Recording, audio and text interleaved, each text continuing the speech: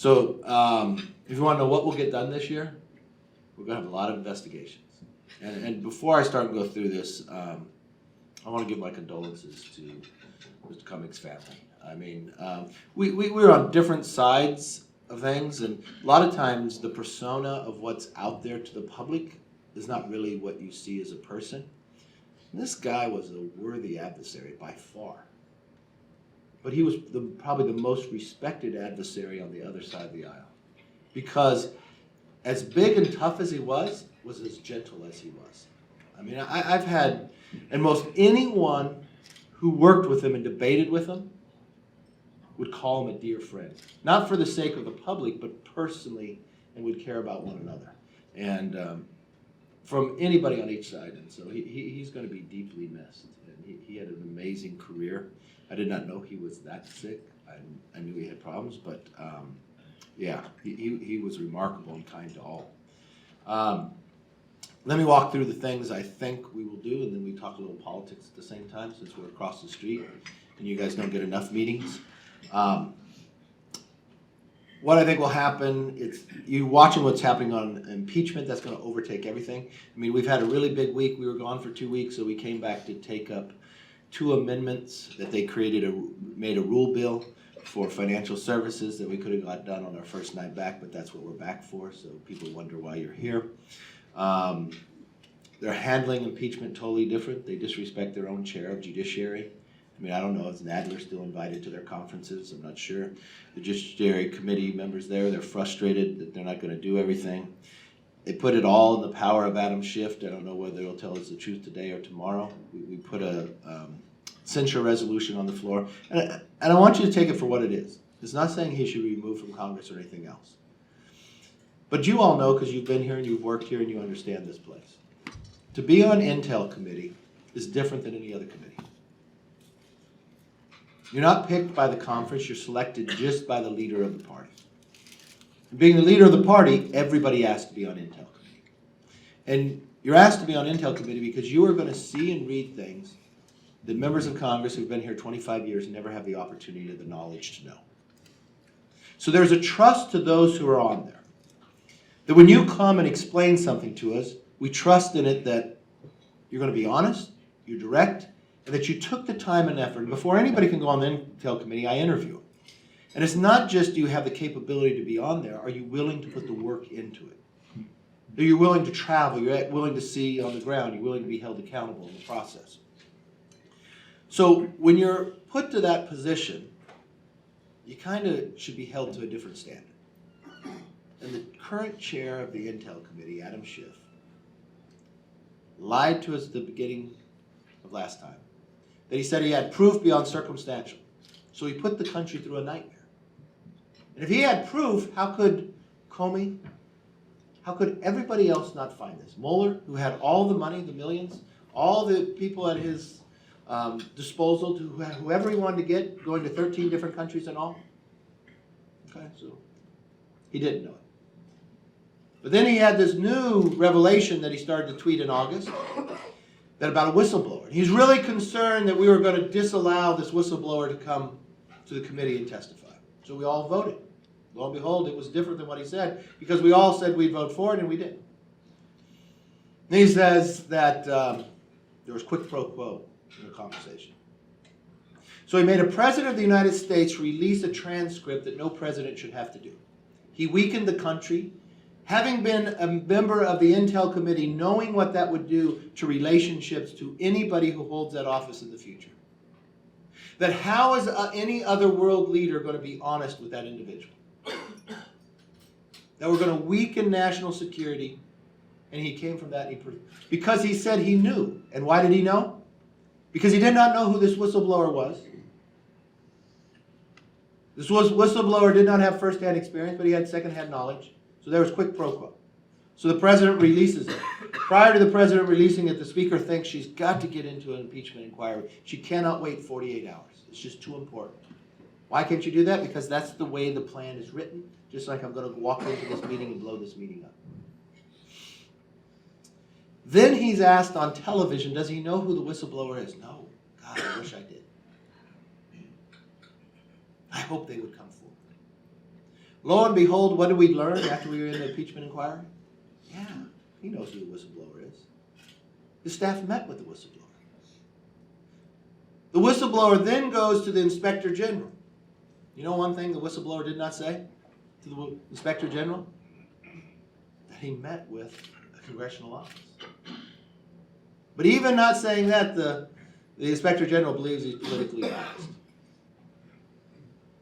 A lot of you are attorneys. If you had met with a witness, and you were the only person who knows what was said, or how many times you met, or what you talked about, you'd probably be a fact witness, would you not? Where in our judicial system ever allows a fact witness to be the prosecutor? Only in Pelosi's house. So he lies to the American public again about a whistleblower. And instead of handling impeachment the way we've always should, and we say it so lightly in today's nature, but we should actually understand, what does impeachment mean? That we are going to try to remove somebody from office that was duly elected. Every other Congress before has believed that was such a great responsibility that no one person should make the decision. No one committee should make the decision either. That everybody in the House, because our power is only loaned to us every 2 years. And we are supposed to be the voice for those individuals. So everybody should have a say before you go to this impeachment inquiry. We were not in Pelosi's house. Normally we go through the Judiciary Committee, but they don't even trust their own chair or the committee itself.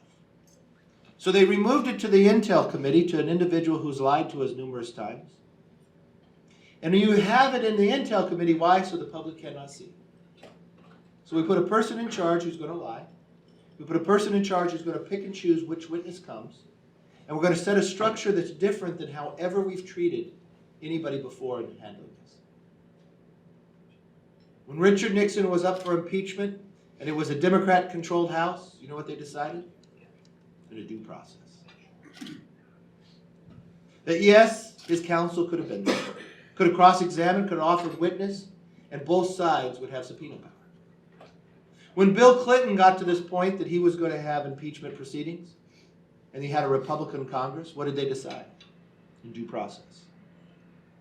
That Bill Clinton's attorney could cross-examine Ken Starr. That he could offer witnesses. Because this is so important, whatever decision you come to, the country should have the information, and it should be a fair process, because you are going to break the fiber of democracy by removing a president with impeachment. It should not be taken lightly, and it should not be political. But not in Pelosi's house. We have broken all norms. We have now decided politics matter more than democracy. And they're going to move within an Intel Committee that a member of Congress, and maybe this is the pattern that Adam Schiff believes it should be, because Intel only gets to read certain things that other members don't. Members of our conference have walked down, because they're not allowed to be in the committee, those who are even on Judiciary Committee, to read the transcripts of all. And they're turned away. So every day you read somewhere that something is leaked based upon what they want, but you can't have the whole basis.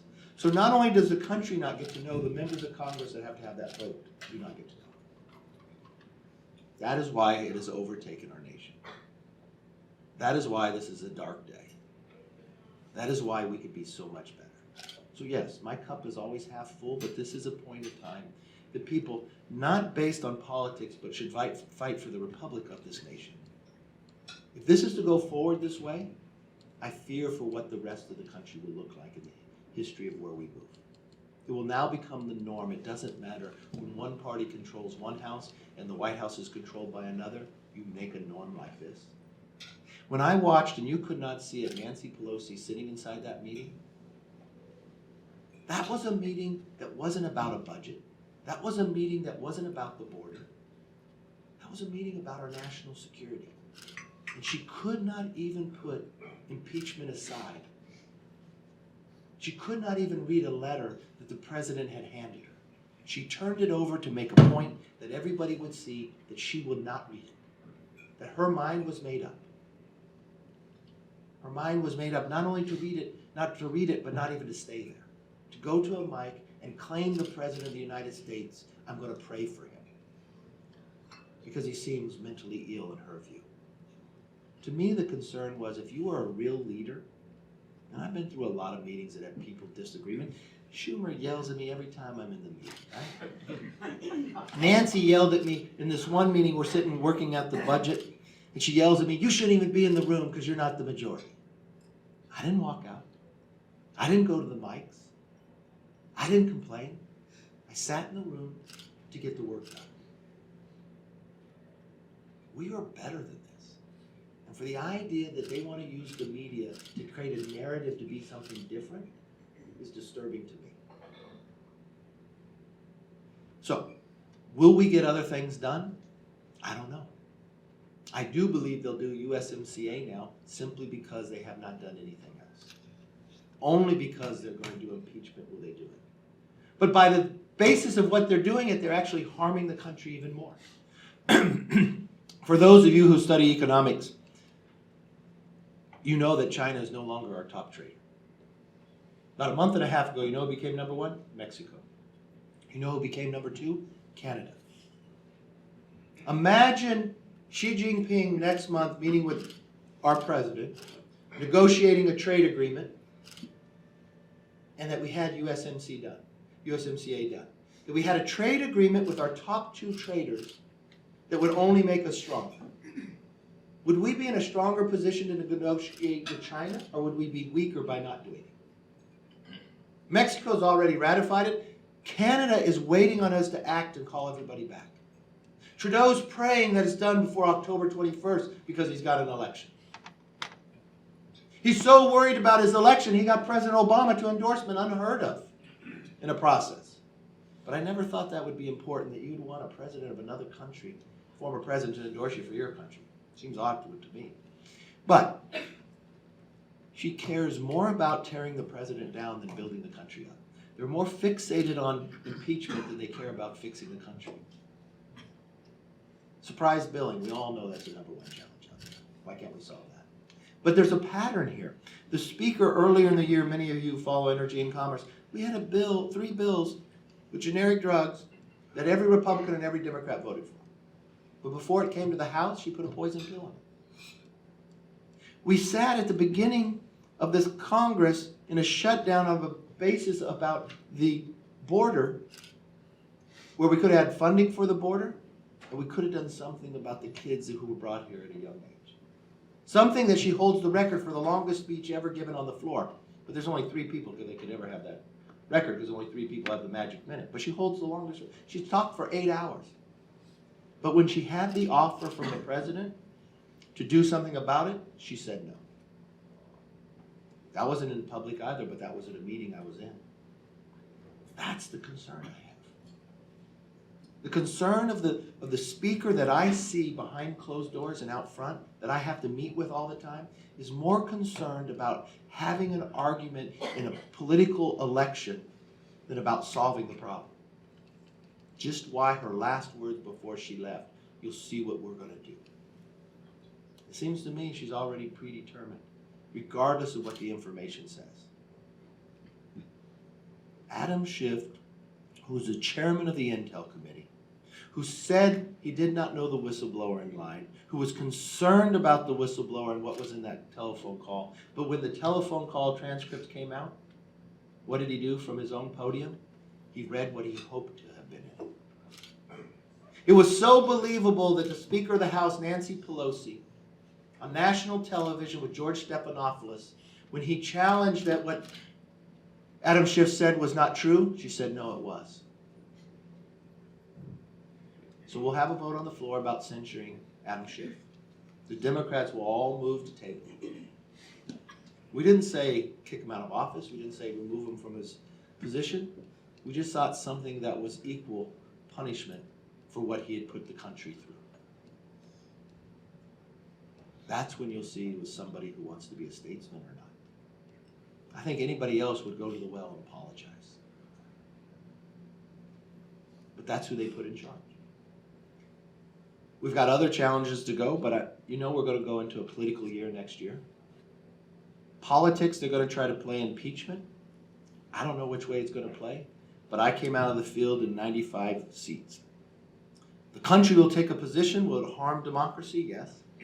But what it will determine when it comes to political outcomes, it's really just in those 95 seats, will be determination. Will drive turnout up in safe seats? Yes. But that won't change the outcome. Those 95 seats will change the outcome. You know what it says in those 95 seats? More people believe Biden should be investigated than the president should be impeached. 63% believe nothing in that phone call is impeachable. Of those who are for impeachment, 73% of them were for impeachment in 2016 when he got elected. It wasn't about the call. It was their dislike of who he was. Doesn't matter. That is not how the country works. So, what I see happening is, yes, we're gonna have a pretty good campaign. I'd rather be us than them. There are a number of numbers you should know. The number you should always remember is 19. It's 19 seats to flip the House. That number is a smaller number than Nancy Pelosi had 2 years ago. There's 55 seats we're going to play in. 31 of those 55, President Trump carried. The first 13 of those 31 are ruby red. Those are seats that in a norm in a presidential year are going to come back. Don't get too close to Kendra Horn because I think this is her last term. Go out to Salt Lake City, it's great. He'll always be known as a congressman, but he'll be known as a one-term congressman. T.J. Cox, he's just trying to not be indicted before the primary happens so he could be on the ballot and lose. Max Rose is so ingratiated now into the Democratic new philosophy that he does not believe you're innocent until proven guilty, because his recent statement was, the president says he's innocent, he now has to prove it. Staten Island will go for the president by more than 11 points. The difference is, are we going to spend our time finding the right candidates? This is something I spent a lot of time on. If you'll notice, in the last election cycle, we had 30 tough races, and 28 of those 30 were white males. The biggest record we've ever had for Republicans is 128 women candidates. I'm already at 126. Give me the next week and I'll shatter that record. If you take the top races we have today, the majority of our candidates are women, not men. If you look at are we going to look like America in the process? If you want to be smart and invest early in somebody and look like you bought a stock that doubles, max out to Wesley Hunt. Not simply because you want to look smart, but you want to do something for the nation. Wesley Hunt graduated from West Point, but he's not the only person in his family to graduate from West Point. This is Culberson Seat, old seat down in Houston. His brother graduated from West Point a year after. Do you know what's even more remarkable? His sister graduated from West Point 10 years before. He flew Apaches for 8 years. He happens to be African American. He fought for what he believed was freedom and the fear of what would happen in America. And now he looked at me and said, I think the new battle lines are here in D.C. He's gotten into the race, never elected before. His first quarter, he raised $500,000. I just did a poll in his district. He's ahead by 3. David Valadao, we know, who was cheated in the election. The day after election, he had ahead by 6 points. He decided to get back in the race. In 45 days, he raised $500,000. I just did a poll. He's ahead by 13 points. T.J. Cox is at a 35% re-elect. Anyone will tell you who's been in our positions before, a 35% re-elect for an incumbent, you got to start looking for another job. David Valadao's seat is not going to be carried by Donald Trump. He's not one of the 31. But David Valadao will win. Young Kim, born in South Korea, went through new member orientation, was cheated in the process last time. We just did a poll. She's ahead by 3 points, and she outraised the incumbent. Michelle Steele, born in China, even when it comes to Dana Rohrabacher's seat. Any place you want to move and see, you'll find that we spend our time on the quality of the candidate. Now the answer is going to be, why wouldn't they do an impeachment inquiry? Because you've got 31 members sitting in there that know their district believes something different. But the question won't be, did you vote for impeachment inquiry? Did you give a due process to something so important of democracy? It's not about who it's about. It's about the country. And I think Nancy Pelosi is letting her emotions drive. Now, I've watched our party do it as well. I've watched in 2010 when we were trying to win the majority in the House, trying to pick up races in the Senate. We had a great opportunity in Delaware. We had a great candidate, Castle, who was the governor, who was the former governor, now the member of Congress. He ran, and the Republicans were so frustrated with Obama. What did we do? Castle lost in the primary to a woman who had to have a press conference claiming she wasn't a witch. Or we watched Harry Reid out in Nevada. Who did we nominate? Or from Missouri or Indiana. But when we did finally find people who wanted to serve just the nation, the seats came back exactly where they should. An interesting thing, if you wonder if I'm right or wrong, study North Carolina 9. Yeah, there were 2 special elections there, and yes, we should have won one. There was a point in time that I questioned whether we even should invest in North Carolina 9. Why? Not because we didn't have a candidate yet, I didn't know who that would be. We had only won the race by 900 votes, and there was questions whether this person harvested ballot like Democrats did in California. So he could have only won it by 400. They had the exact same candidate, the Democrats. Good candidate.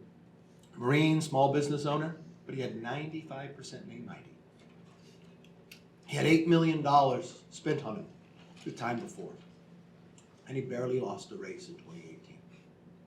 We had to go through a primary, then go through a general, and we only had 6 weeks of parity. We had to come from behind. Early voting in North Carolina is an advantage to Democrats. Day of the election is when Republicans have to turn out. When the early voting numbers came out ahead of time, their actually numbers were better than they were in 2018. This is the sign that you'll know we're in a much better place. Not one person complained or put the blame on somebody else. We just doubled down and did the work and adapted a strategy that would actually get there. If you write a plan that you know that will work, believe in the plan and follow it. And that's exactly what we did. But something happened between that early voting and election day.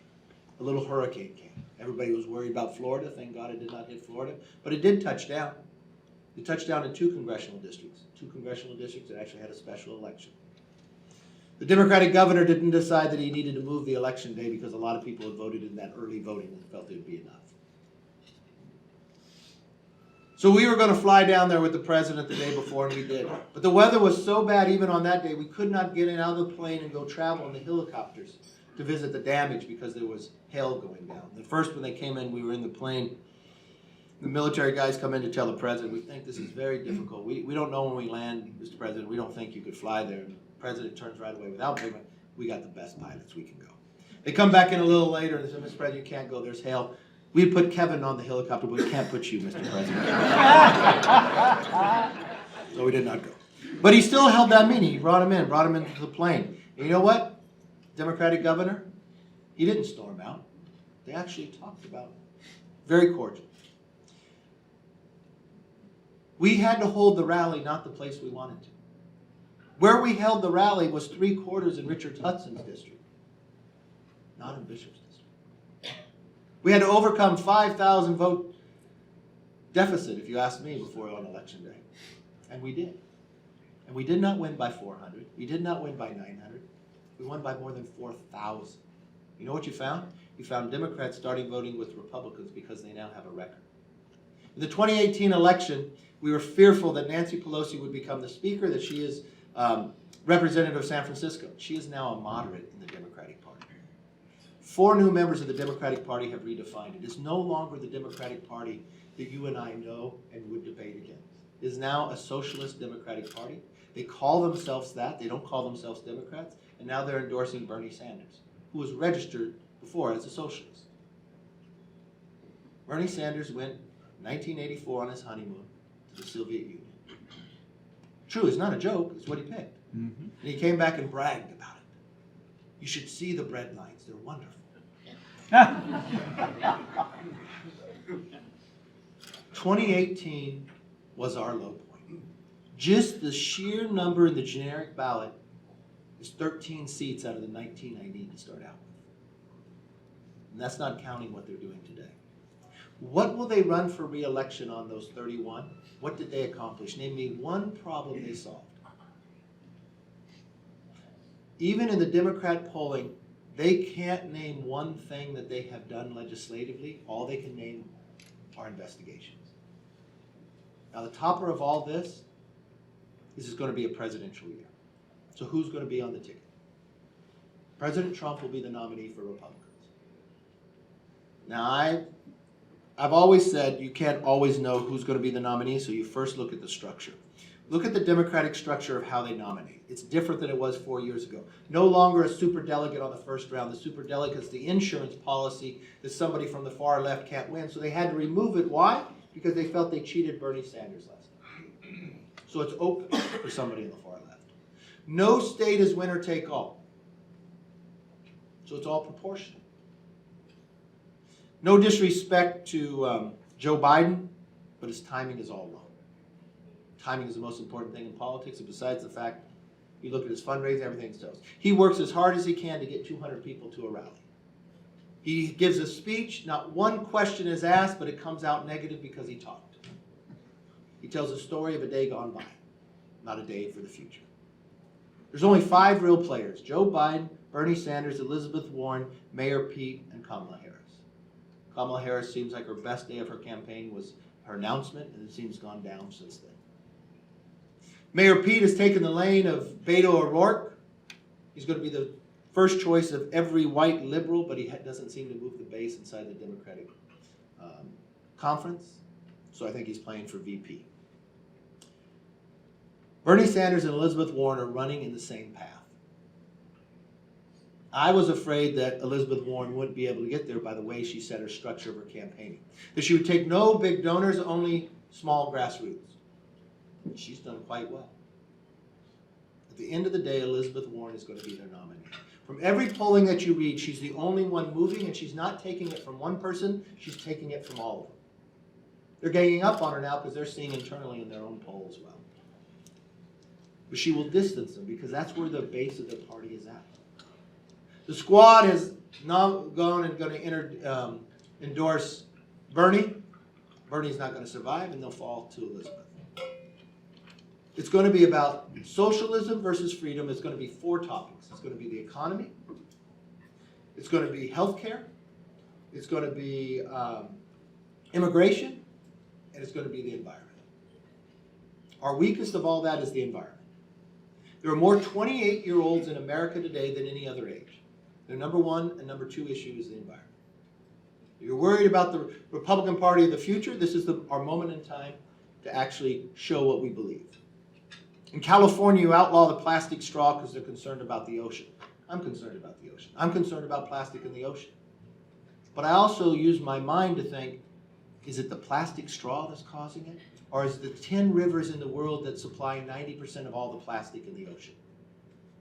So you're going to find us will roll out a bill that will take our foreign aid to those nations and only focus on cleaning up those 10 rivers. Why? Because we'll eliminate 90% of the plastic that's in the ocean, and they'll eliminate the straw. If you're concerned about climate change, you're worried about CO2.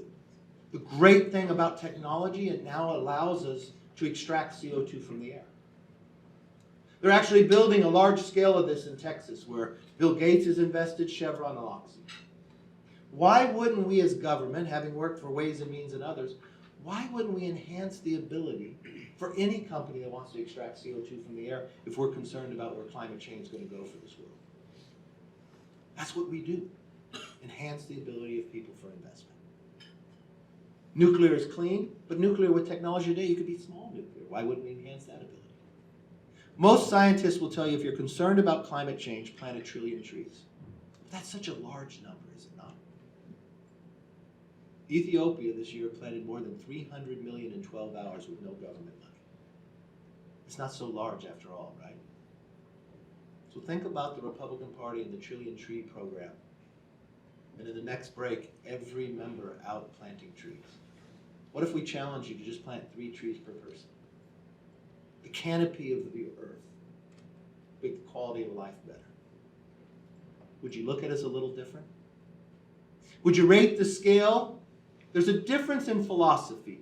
When it came to healthcare, we had people who were uninsured. And the answer for the Democrats was we all had to lower our standards to deal with them instead of taking care of the issue. When it comes to climate change and others, they say we have to lower our economic standards to deal with it. We say, no, let's solve the problem, and economically, let's continue to grow and use technology to solve it. It's now a debate I believe we can win. When it comes to healthcare, we lost it by 66 points last time. Had we lost it by 34, we'd be in a different place. Any time in healthcare that you're taking something away from somebody, Obamacare, if you like your healthcare, you could keep it, take it away. We took an amendment last year that had pre-existing conditions dealing with it. It didn't actually do it, but they are able to sell it to the American public that we are doing something about pre-existing conditions. They even hit people who are running for Congress for the very first time. Medicare for all, it's definitely going to take something from 180 million Americans. The economy, I'll run every day on that. When it comes to immigration, it's no longer about fixing the immigration system. The Democrats have gone so far, they've taken the value away from being a citizen. What is the value of being a citizen today if you get free health care? If there's no difference between citizenship and non-citizenship? See, I believe America is more than a country. America is an idea. An idea so powerful that 2 million people in Hong Kong will come out in the rain in a place of only 8 million for the idea of freedom of speech. Or 30 years ago in Tiananmen Square, 1 million people get together for the same concept. And what do they do when they're together?